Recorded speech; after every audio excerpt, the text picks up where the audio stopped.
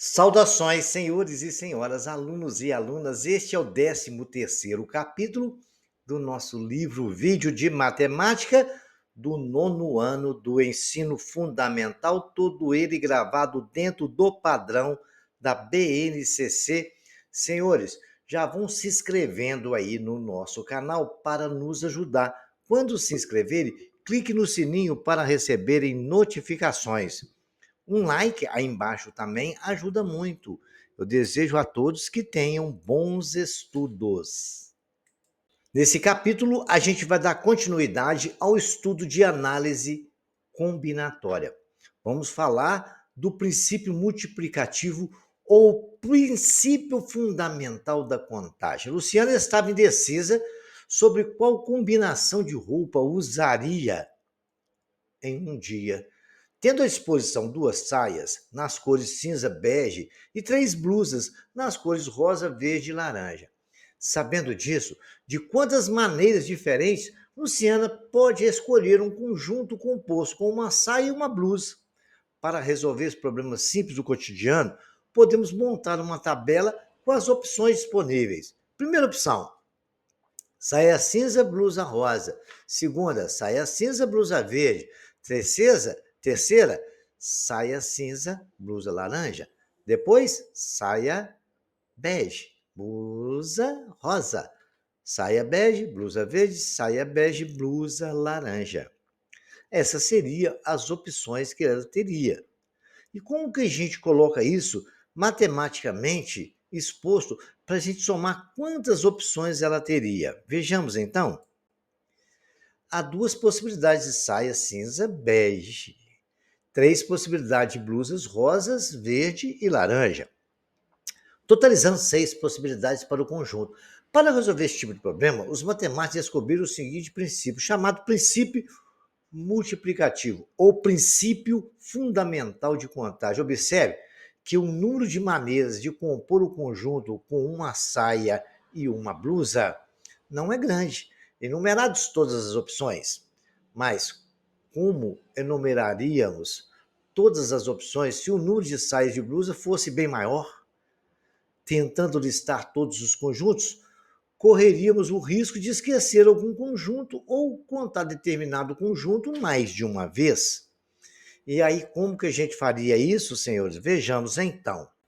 Podemos representar esta situação com um diagrama chamado árvore de possibilidades, ou diagrama da árvore, ou árvore de enumeração. Trata-se de um modo muito útil para apresentar todas as maneiras de uma decisão com poucos elementos. Então temos aí, né, 2 possibilidades, que são saia cinza e saia bege. De blusa nós temos 3 possibilidades: blusa rosa, verde e blusa laranja. Isso nos dá 6 possibilidades de conjuntos, que foi marcado lá. Vejamos agora com a saia cinza. Com a saia cinza, eu tenho blusa rosa, saia cinza, blusa verde, saia cinza, blusa laranja, saia cinza. Com a saia rosa, eu tenho a saia bege, eu tenho a blusa rosa, com a saia bege, eu tenho a blusa verde, com a saia bege também eu tenho a blusa laranja. Isso me deu 6 possibilidades. Não tem mais nenhuma possibilidade de acontecer diferente dessas aí.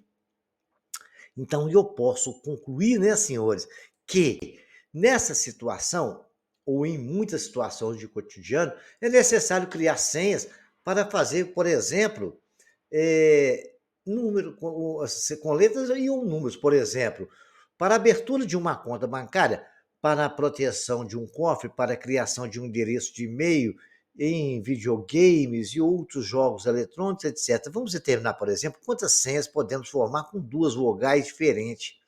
Começando, eu tenho 2 vogais diferentes. As vogais são 5, né? A E, a I, a O, a U, E A, E I, E O, E U, I A, I E, I O, I U, né? O A, O E, O I, O U, o A, o E, o I, o U. Notamos que são 20 senhas. Engraçado isso, e o que eu estou começando a pensar isso aí, né? São 20 senhas. Então, o que acontece? Como é que eu posso concluir se eu comparar uma situação com a outra? Né? A situação das saias, a situação das senhas. Também podemos determinar o total de senhas utilizando o princípio multiplicativo. Observe que para a primeira escolha nós temos 5 opções: A, E, I, O, U. Muito bem. Para a segunda escolha temos apenas 4 opções, pois a vogal não pode ser repetida. Note que, independentemente da vogal da primeira escolha, restarão 4 opções para a segunda vogal. Então, é 5 vezes 4, que é 20. E, se possível, formar 20 senhas com 22 vogais diferentes. Por que acontece? Eu tenho 5 vogais, né? Não pode ser repetida. Então, assim, eu tenho que escolher 2 vogais para ser a senha. Então, eu escolhi a primeira. Aquela outra, vamos supor que você escolheu o E. Aí, para a senha sua. Aí sobrou o quê? Você escolheu o A, o I, o O e o U. Né? Então, o que acontece é que você tem que compreender que você só sobrou 4. Então, você multiplicou 5 opções que você tinha na primeira, vezes 4 para escolher 2. Se fosse para escolher 3, você teria só mais 3 opções, e assim sucessivamente. Dentro desse raciocínio, a gente pode concluir o princípio multiplicativo. Lá na saia, não viu que era 6 opções? Eu tinha 2 saias e 3 blusas, multipliquei 3 vezes 2, deu 6.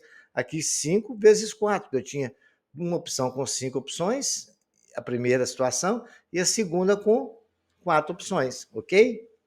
Então, este é o princípio multiplicativo. Vejamos agora, o Renato é pintor e vai pintar 5 casas vizinhas. Para isso, ele dispõe de 5 cores diferentes de tinta. Não havendo repetição, primeira questão, não havendo repetição de cor, vamos resolver utilizando o princípio multiplicativo com as cores que não podem se repetir. O número de possibilidades é dado. 5, que pintou primeiro na casa, sobrou 4 opções. Vezes 4, aí já escolheu uma outra casa, sobrou 3 opções de cores. Depois, faltava 2 casas, mas sobrou apenas 2 opções de cores. Vezes 2, depois só tinha opção vezes 1. Multipliquei 5 vezes 4, vezes 3, vezes 2, vezes 1, e tinha 120 possibilidades. Vejamos uma outra situação. As casas vizinhas tendo cores diferentes. Só vai se diferenciar a casa vizinha. Pode repetir até a cor, só não pode ficar as casas vizinhas repetidas. Então, na primeira casa, ele tem 5 opções. Na segunda casa, ele passou a ter 4 opções de cores, né? Não pode repetir a da primeira. Então, já tirou ela fora. Na terceira casa, ele já pode repetir a da primeira casa. Ele continuou tendo 4 opções de cores. Depois, na quarta casa, ele pode repetir a da segunda. E continuou tendo 4 opções. E assim sucessivamente. E multiplicando 5 vezes 4, vezes 4, vezes 4, vezes 4, dá 1.280 possibilidades dele pintar essas casas de forma que uma ao lado da outra não tenha a mesma cor, ok? A gente tem que pensar e raciocinar e ver se eu já escolhi uma cor e não pode repetir, eu tenho que tirar ela. Depois ela pode voltar, porque a terceira casa pode ser repetida. E assim sucessivamente, ok? Vou deixar alguns exercícios para você usar esse princípio multiplicativo que eu ensinei para os senhores. Uma pizzaria oferece as seguintes opções de sabor de pizza: frango, calabresa, presunto e vegetariana. Além disso, a pizza oferece 3 tamanhos, né? A pizzaria oferece 3 tamanhos de pizza: pequeno, médio e grande. Quantas composições diferentes de pizza podemos criar, né? Eu posso escolher uma pequena, né, com um sabor de frango, uma pequena com sabor de calabresa, uma pequena com presunto. Vou deixar para os senhores resolverem. Entendeu? Eu já dei a dica. O exercício 2 é bem bacana também. Considere que uma pessoa possui 3 camisas de cores diferentes, vermelha, azul e branca, 2 calças, modelo diferente, e 2 sapatos diferentes, de tênis e sapato social. De quantas maneiras diferentes poderia se vestir, né? É o mesmo raciocínio do princípio multiplicativo. A loja de doces tem 4 sabores de sorvete, chocolate, morango, baunilha e creme, e 3 coberturas, calda chocolate, calda caramelo e chantilly. Quantas combinações diferentes de sorvete de cobertura é possível elaborar na loja? O aluno precisa escolher duas atividades extracurriculares para participar na escola, uma cultural e outra esportiva. Ele pode escolher entre clube de teatro e o clube de música ou o clube de dança. Além disso, ele deve escolher a equipe de futebol ou a equipe de vôlei. Quantas escolhas diferentes um aluno pode fazer? Tudo isso se aplica ao princípio multiplicativo. Uma pessoa viajará de avião entre duas cidades. É necessário fazer conexão, pois nenhuma companhia oferece voos diretos. Da cidade A à cidade B, onde será realizada a conexão, 3 companhias aéreas oferecem opções de voo. Da cidade B para a cidade C, outras 4 companhias realizam esse trajeto. De quantas formas diferentes esse passageiro pode viajar de A para C e voltar de A utilizando voos diferentes? Quantos são os resultados para 3 primeiros classificados de uma final olímpica de natação que é disputada por 8 atletas? Ok? Vejamos aí, vocês vão ver. Vocês têm que prestar atenção, né? Se o cara já tirou o primeiro lugar, só vai haver menos possibilidades para o segundo. Se já escolheu o segundo lugar, vai haver menos possibilidades para tirar o terceiro. E é assim que se resolve esse tipo de questão, tá? Essa caiu no Enem 2022. Uma montadora de automóvel divulgou que a oferta de seus clientes mais de 1.000 configurações diferentes de carro. Variando o modelo, a motorização, os opcionais e a cor do veículo. Atualmente, ela oferece 7 modelos de carro, com 2 tipos de motores, 1.6 e 1.0. Já em relação aos opcionais, já existem 3 escolhas possíveis: central de multimídia, roda de liga leve e bancos de couro, podendo o cliente optar por incluir um dos 3 ou nenhum dos opcionais disponíveis. Para ser fiel à divulgação feita, a quantidade mínima de cores que a montadora deverá disponibilizar a seus clientes é... Então, vou deixar vocês pensarem. Qualquer dúvida, estarei à disposição nos comentários. É um princípio multiplicativo disso aí, tá? Essa do Enem 2019, uma pessoa comprou um aparelho sem fio para transmitir música a partir do seu computador para o rádio do seu quarto. Esse aparelho possui 4 chaves seletoras e cada uma pode estar na posição de 0 ou 1. Cada escolha das posições dessas chaves corresponde a frequência diferente de transmissão. A quantidade de frequência diferente que esse aparelho pode transmitir é determinada por qual valor? A, B, C, D ou E. A resolução do CONTRAN, né, de número 590, de 24 de 5 de 2016, número 279, de 6 de 3 de 2018, e número 741, de 17 de 9 de 2018, estabeleceram um novo padrão de placas de identificação de veículos brasileiros seguindo as regras do Mercosul. Segundo essas resoluções, as placas de identificação veicular deverão conter 7 caracteres alfanuméricos. Assim, no Brasil, a placa Mercosul terá o seguinte disposição: letra, letra, número, em que a letra L é letra e N é número, em substituição ao padrão pré-Mercosul, letra, número. Supondo que não haja restrição em relação aos caracteres, eles podem ser repetidos, então. Em nenhum dos padrões representados, quantas placas a mais em relação ao sistema antigo poderão ser formadas com um novo padrão de emplacamento? Então, vejamos agora o entendimento disso aí. Essa questão caiu no Enem, eu só não me lembro de qual ano, tá? Exercício 10. Quantas senhas é possível criar em cada item, considerando as regras escritas? Senha de 4 caracteres utilizando apenas vogais. Senha de 4 caracteres distintos utilizando apenas vogais. Aqui na primeira pode repetir. Quando falou senha de 4 caracteres distintos, não pode repetir, ok?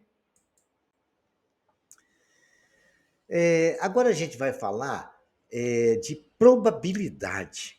Vocês vão fazer exercício do princípio multiplicativo, porque eu preciso de vocês entendendo bem isso, que a gente vai usar esse conceito aqui em probabilidade. Todo mundo gosta de futebol, que é uma paixão nacional, né? O início de toda partida de um campeonato brasileiro de futebol e no mundo inteiro. Por exemplo, os capitães dos times fazem uma escolha entre cara e coroa e o juiz lança uma moeda para cima. Ao verificarmos a previsão do tempo para o final da semana, ficamos sabendo que é a chance de chover, pois esses e muitos e outros acontecimentos do cotidiano temos a probabilidade como figura principal. Também é bem frequente associarmos uma palavra à medida de chance ou à medida de certeza. A ideia de incerteza ou imprevisibilidade do futuro foi que motivou diversos matemáticos a desenvolver estudos na área de probabilidade. E assim a gente vai mostrar para os senhores o que esses matemáticos concluíram.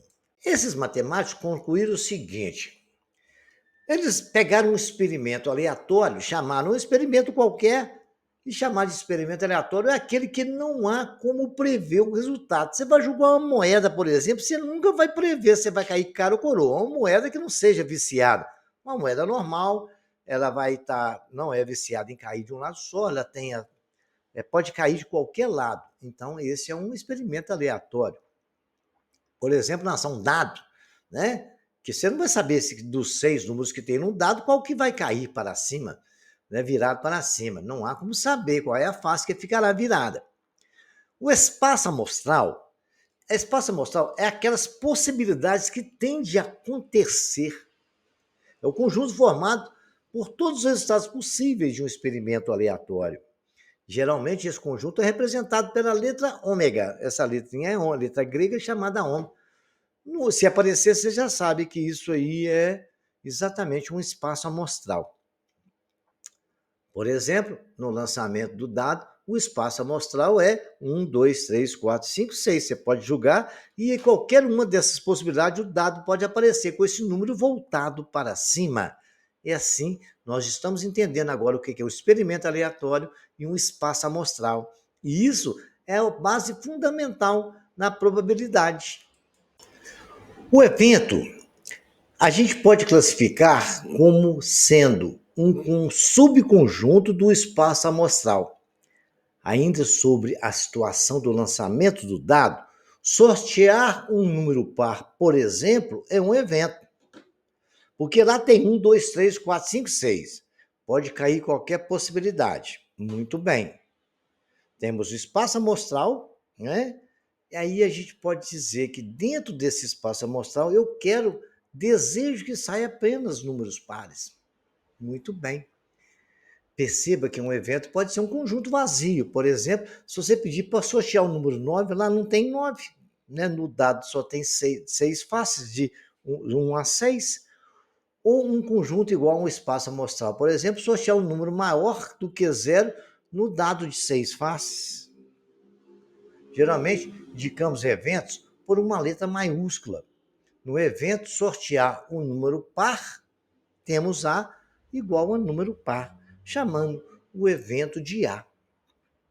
Então, a probabilidade a gente pode calcular a partir dessa situação. Vejamos aqui um exemplo para vocês concluírem isto. O espaço amostral é importante e equiprovável. É aquele em que todos os resultados possíveis têm a mesma chance de ocorrer. Um exemplo do lançamento do dado, sendo ele honesto, é claro. O espaço amostral é equiprovável. Existem também espaços amostrais que não são equiprováveis. Por exemplo, girar uma roleta, as cores não têm a mesma chance de serem sorteadas. Vocês podem ver que na parte vermelha tem mais chance de sair do que na parte rosa. A rosa tem mais chance de sair do que a amarela.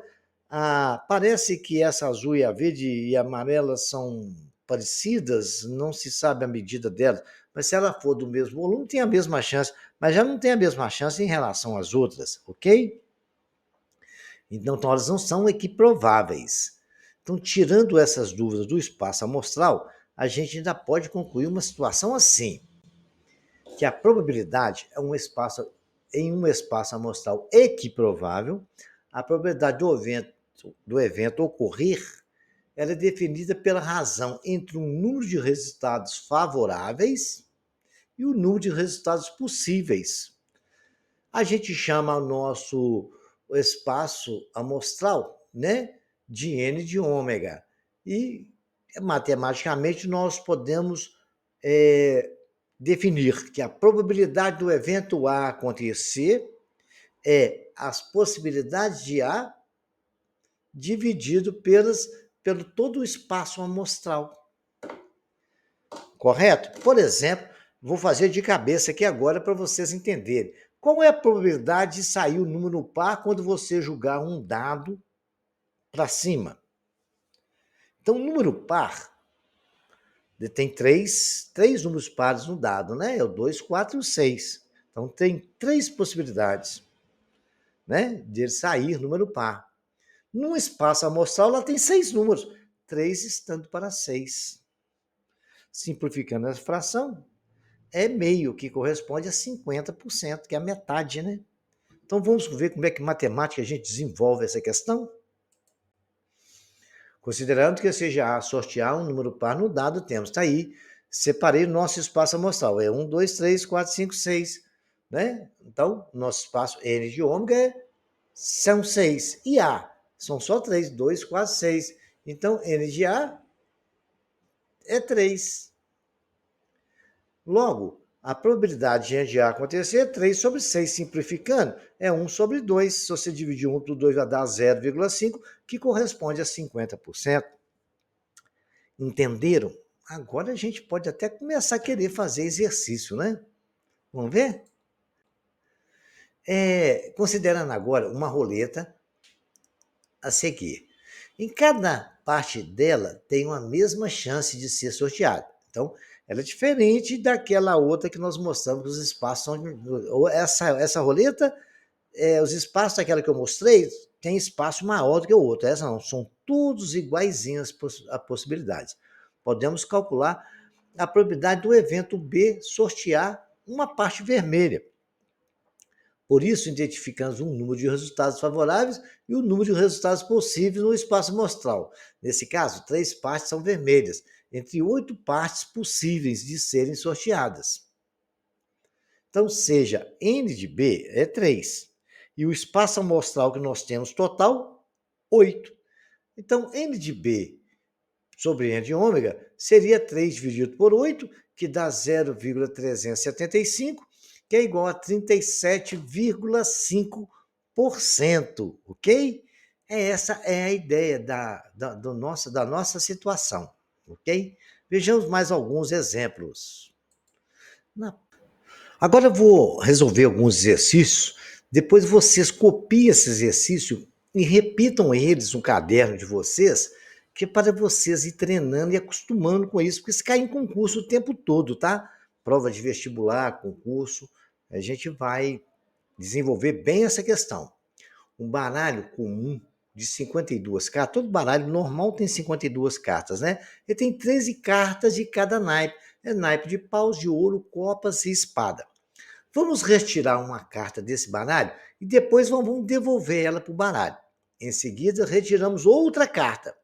Qual é a probabilidade da primeira carta ser de ouros e a segunda ter um número 2? Então, nós temos 2 questões que precisam acontecer, né? Então, a gente tem que pensar nessas 2 possibilidades. O baralho tem 52 cartas, como a gente vai devolver, né? Essa carta, você tira a carta e devolve. A probabilidade dela sair é carta de ouro. Ponto. Muito bem. Isso aí são chamados de eventos independentes. Um evento é a primeira situação e outro a segunda. Então, a primeira situação é ela sair uma carta exatamente de ouro. Como nós temos 13 cartas de ouros, tem 13 possibilidades nas 52. É o primeiro evento. P de A é N de A sobre N de ômega. Eu tenho 13 possibilidades de acontecer o que eu quero. Saiu uma carta de ouro em 52 cartas. Se eu simplificar essa fração, dá 1/4, que é 0,25, que é 25%. Muito bem. Aí depois tem um evento B. Qual é a probabilidade de eu tirar essa carta de ouro e ela ser um 2 de ouro, como está no desenho aí do lado. Então, a probabilidade, eu só tenho 4 cartas 2, que é 2 de ouro, 2 de paus, 2 de espada e 2 de copas. Então, eu tenho 4 possibilidades de sair uma carta 2 em 52 cartas. Né? Então, eu tenho 4 em 52. Se eu simplificar, dá 1 sobre 13. Fazendo essa divisão, dá aproximadamente 0,077. Isso corresponde, se eu dividir por 100, né? Então, se eu divido por 100, eu tenho que multiplicar o numerador por 100, 7,7%. Por isso que está escrito 7,7%. Nós estudamos porcentagem lá no 7º ano, então a gente já sabe fazer isso direitinho, né? Vejamos agora mais um exemplo. Quando há 2 eventos aleatórios, são independentes quando a ocorrência de um deles não tem qualquer efeito na probabilidade da ocorrência do outro. Se A e B são eventos dependentes, então P de A, a probabilidade de A vezes a probabilidade de B é igual a P de A interseção B.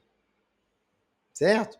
É como se eu tivesse 2 conjuntos e fizesse a interseção deles. Seria a probabilidade do B acontecer. Nesse caso, o evento A interseção B é sortear uma carta de ouros com o número 2. Uma não dependeu da outra, então fizemos essa interseção. Perceba que a probabilidade de A interseção B é igual a 1 sobre 52. Essa interseção, esse símbolo voltado para baixo, lembrando vocês, é o símbolo que indica interseção. Aqui a interseção do evento A e B é um conjunto de todos os elementos que pertencem ao conjunto A e pertencem ao conjunto B ao mesmo tempo, ok? Então vejamos aqui agora, porque a interseção do AB é uma possibilidade em 52 de acontecer, de sair uma carta 2 e ela ser de ouro. Porque nós fizemos lá a interseção A, a probabilidade de A foi sair uma carta de ouro. Em 52 possibilidades, em 13 nós tínhamos, em 52 casos, nós tínhamos 13 possibilidades de sair. Depois nós fizemos o cálculo para que saísse uma carta de ouro, mas com o número 2 de ouro. Aí 2 de ouro, só tem uma carta 2 de ouro no baralho, é uma em 52. E isso é o A interseção B. Compreenderam a questão agora? Qualquer dúvida, vocês lembram dessa história, vocês nunca mais vão errar questões de probabilidade, hein? Vamos falar agora, para ver se vocês conseguem compreender, e vão compreender, se Deus quiser, de eventos dependentes. Imagine agora a retirada de uma carta do baralho de 52 cartas, seguida da retirada de outra carta desse mesmo baralho. Observe, dessa vez não houve reposição, eu não peguei a carta e voltei para o baralho, igual aconteceu na situação anterior. Considere novamente o evento retirar uma carta de ouros e o evento B retirar uma carta com o número 2. Perceba que, nesse caso, os eventos são dependentes. Uma vez que se uma carta com o número 2 for sorteada na primeira retirada, então esse fato vai influenciar na probabilidade de sortear a carta com o número 2 na segunda retirada. Porque vai ficar uma carta, número 2 a menos no baralho, né? Já que esse espaço amostral foi alterado. Muito bem. 2 eventos aleatórios são dependentes. Quando a ocorrência de um deles tem efeito na probabilidade da ocorrência do outro, se A e B são eventos dependentes, então P de A vezes P de B é diferente de P de A interseção B, ok? Isto aí só acontecem, no caso nosso, ele interferiu no segundo sorteio porque não voltou a carta. Então, isso aí, a probabilidade de A acontecer vezes a probabilidade de B já não é mais a interseção de A e B, P de A interseção B, ok? Porque houve alteração no espaço amostral. Temos que tomar cuidado com isso, hein? Agora vamos resolver alguns exercícios para os senhores terem um entendimento melhor sobre isso. Esse caiu na Universidade de São Paulo, numa pesquisa feita com 200 homens, observou que 80 eram casados, 20 separados, 10 eram viúvos e 90 eram solteiros. Escolhido um homem ao acaso, a probabilidade de ele não ser solteiro das opções que nós temos aí, né? Vejamos então. O evento vai ser o conjunto dos homens não solteiros. Quem é não solteiro? Vamos ver, 80 eram casados, beleza. 20 separados, né? 10 eram viúvos. Então, eles não eram solteiros, eles tinham a característica de que não solteiro, 110. Porque ele quer que a gente escolha a probabilidade dele não ser solteiro. Solteiro é que nunca foi nada, né? Então, chamaremos ômega, o espaço amostral, o conjunto de todos os homens pesquisados. Os homens pesquisados não são S igual a 200, N de S é igual a 200, N de A, né? N de ômega é igual a 200, porque é todo o nosso espaço amostral. Então, a gente vai pegar e colocar na nossa formulazinha. A probabilidade de A acontecer é o N de A, que são as possibilidades possíveis de não ser solteiro. 110.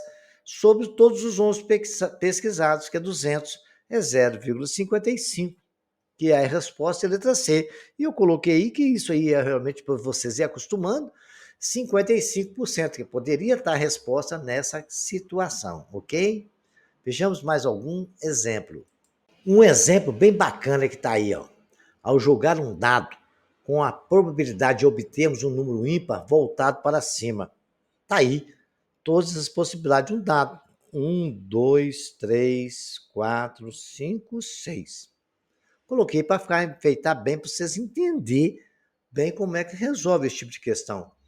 O dado possui 6 lados, logo a quantidade de números que podem ficar para cima são 6. É todo o nosso espaço amostral. É número total de casos possíveis. E agora, ser número ímpar é exatamente o número de casos que nos interessa. Então, como é que resolve isso? É o N de A sobre o N de ômega, certo? Os casos que possíveis sobre todos os casos possíveis é o nosso espaço amostral. 3 sobre 6, simplificando essa fração dá meio, e meio é 0,5, que corresponde a 50%, ok? As respostas das questões em prova de concurso vestibular costumam vir dessa forma. Ou vem em forma decimal, 0,5 como está aí, ou vem em forma percentual. Como a gente aprendeu a fazer isso lá no 7º ano, a gente pode dar as duas opções de resposta, 0,5 ou 50%. Agora tem um exercício que a gente tem que pensar mais um pouco nele. Então a gente vai resolver passo a passo para os senhores. Se lançarmos 2 dados ao mesmo tempo, já começamos a complicar um pouco mais a coisa, mas isso é possível. Vou pegar 2 dados na mão, colocar dentro de um copo, por exemplo, e jogar para cima. Os dois vão sair e vão cair ao mesmo tempo. Qual a probabilidade dos dois números ficarem voltados, dois números iguais ficarem voltados para cima? Muito bem, 2 números iguais. Então vamos imaginar que eu queira o número 2, né? Correto? No caso, podemos determinar o número de eventos possível. Para cada dado, há 6 possibilidades de resultado. São 6 possibilidades para um dado e 6 possibilidades para o outro. Sendo assim, o número de eventos possíveis é 6 vezes 6, 36 possibilidades. Então, você pode lançar, são 6 de um, 6 de outro, tem 36 possibilidades de sair ali, conjugada ali. 2 e 3, 2 e 1, 2 e 4, 2 e 2, 2 e 5, 6 vezes 6, 36 possibilidades. Muito bem, nós já temos o nosso espaço amostral. Agora a gente vai determinar os eventos favoráveis. É aquilo que nós queremos. Né? O que ele falou? Vamos voltar lá no problema. Qual a probabilidade de 2 números iguais ficarem voltados para cima? Então, quais são as possibilidades de sair?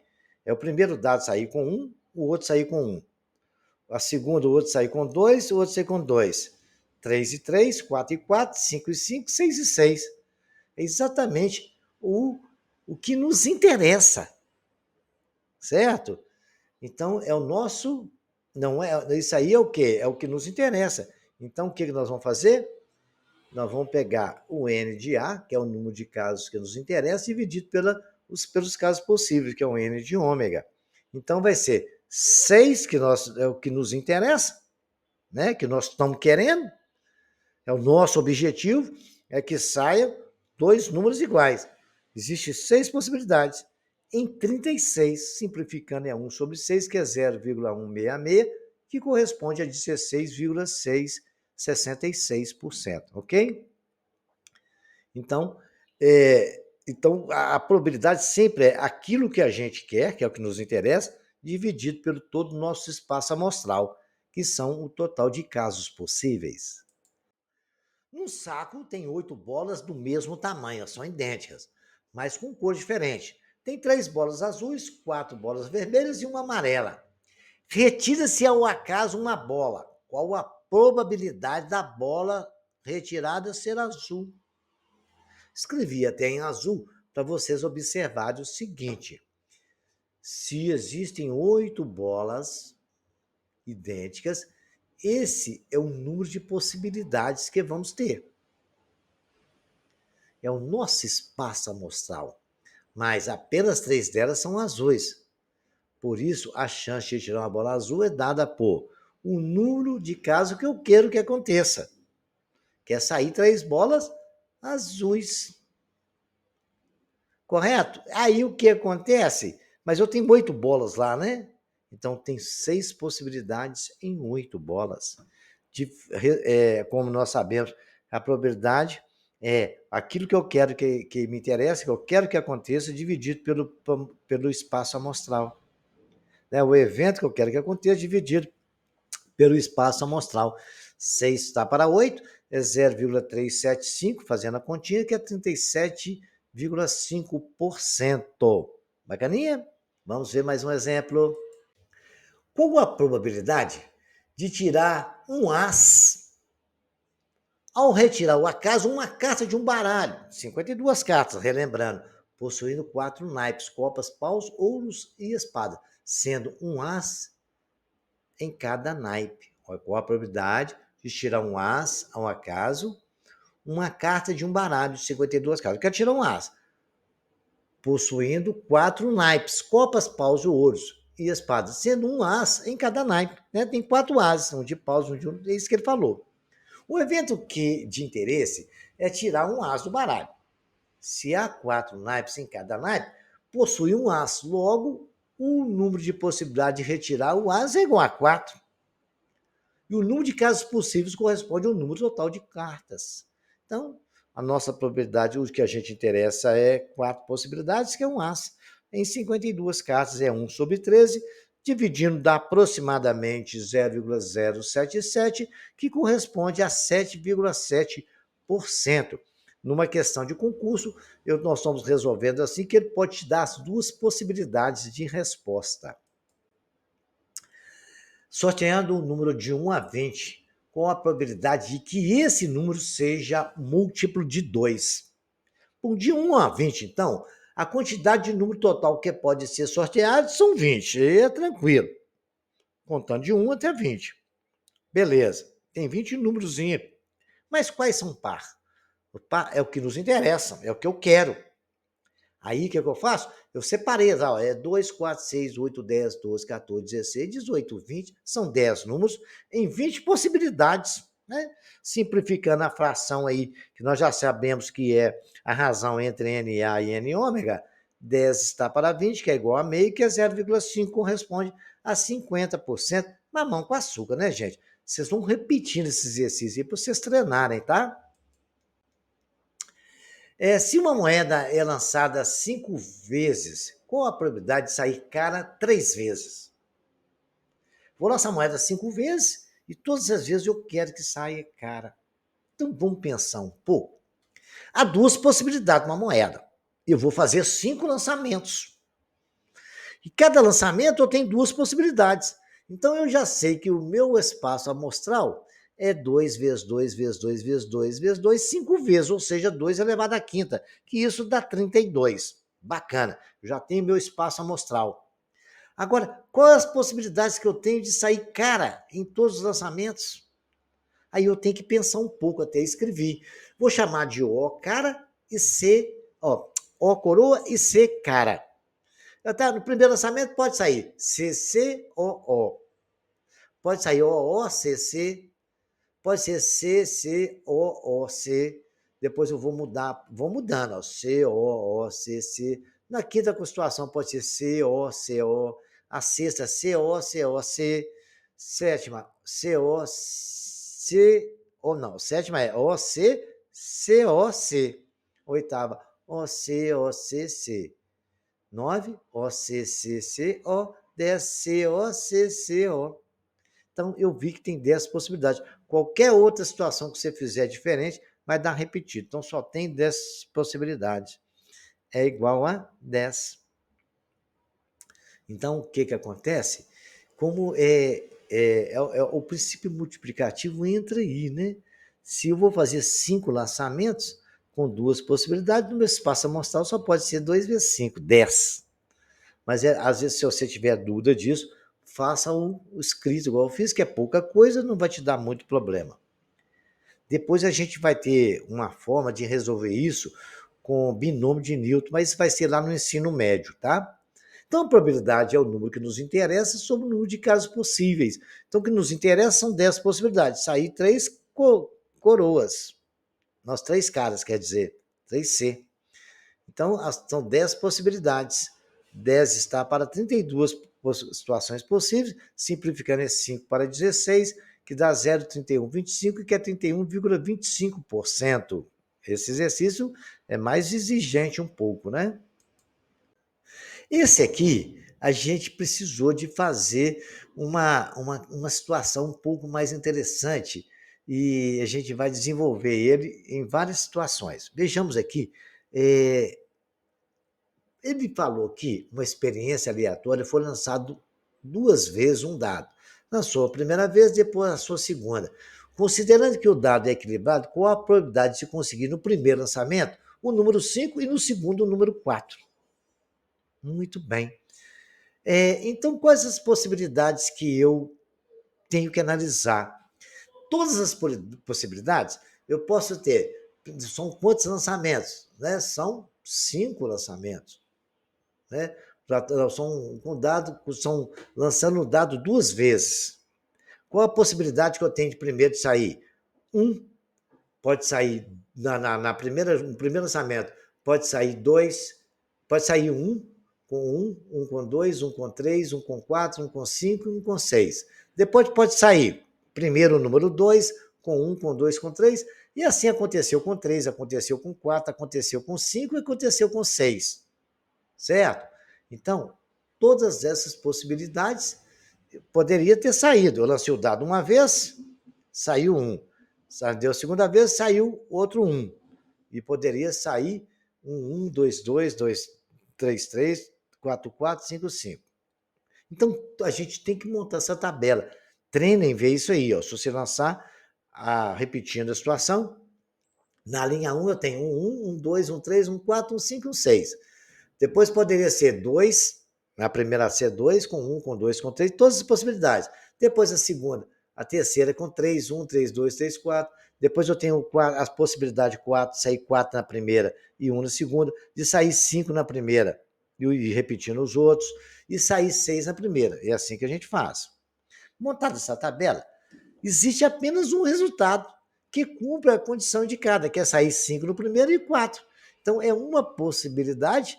Como eu vou lançar o dado 2 vezes, então eu tenho 36 casos possíveis, né? Total de casos possíveis. Eu lancei uma vez, dá 6. Lancei a segunda vez, dá 6 vezes 6, 36. Então, só tem ali, a mãozinha está mostrando, é 1 em 36, que é 0,2777, que é igual a 2,77%. Vamos ver um caso diferente relacionado a essa mesma situação? Aqui, qual é a probabilidade, o mesmo dado, ser lançado 2 vezes e obter pelo menos um dos lançamentos o número 5? né? Então, o número 5 pode estar saindo na primeira casa ou na segunda. Eu já sei que no meu espaço amostral 36, eu quero saber quantas vezes poderia ser lançado e sair o número 5, tanto no primeiro como no segundo lançamento. No caso nosso, no primeiro lançamento, sair o número 5, eu tenho na quinta linha lá, 1, 2, 3, 4, 5 possibilidades, né? 1, 2, 3, 4, 5, 6. Está vendo ali a linha que está deitada, mostrando o vermelho deitado? Olha lá, 5-1, 5-2, 5-3, 5-4, 5-5, 5-6. Depois eu ainda tenho, saindo, já no segundo lançamento, 1-5, 2-5, 3-5, 4-5, 5-5, 6-5. Aí você falaria comigo, ah, não, então o que me interessa são 12 situações. Não, é 11, porque o 5-5 saiu duas vezes. Então eu tenho o caso que nos interessa são 11 em 36 possibilidades. O que tem que observar todos esses detalhes. Por isso é importante fazer essa tabela com dois dados. Nesse caso, não é uma tabela tão complicada assim de se fazer, tá? 11 para 36, se você dividir, vai dar aproximadamente 0,3055, que é 30,5% na porcentagem. Vejamos mais uma situação diferente com relação a esses dados. É uma experiência aleatória, lançando o dado duas vezes, considerando que o dado é equilibrado, na qual a probabilidade é obter a soma dos lançamentos igual a 9. Olha só para você ver como é que a probabilidade pode ser.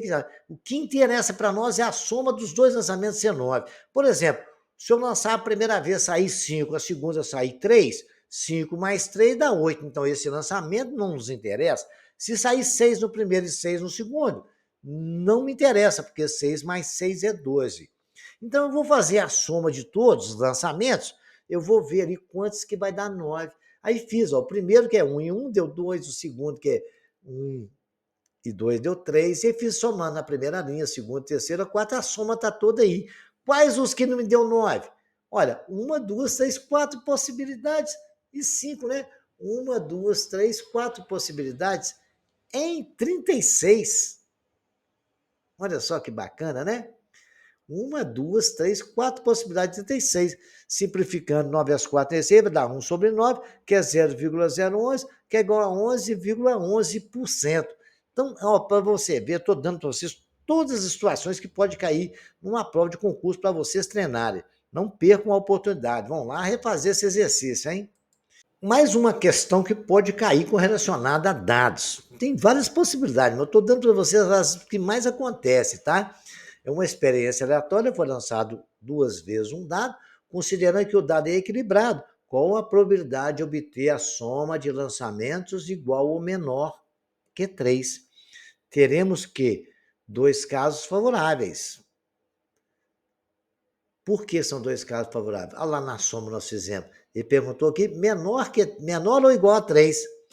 Todos os números, olha o quadrinho mostrando para nós. Só tem uma, duas, três possibilidades, que o menor é 2, depois deu duas vezes o 3, depois deu só 4, 5, 6, 7, 8, 9, 10, 11 e 12. Então são dois casos favoráveis.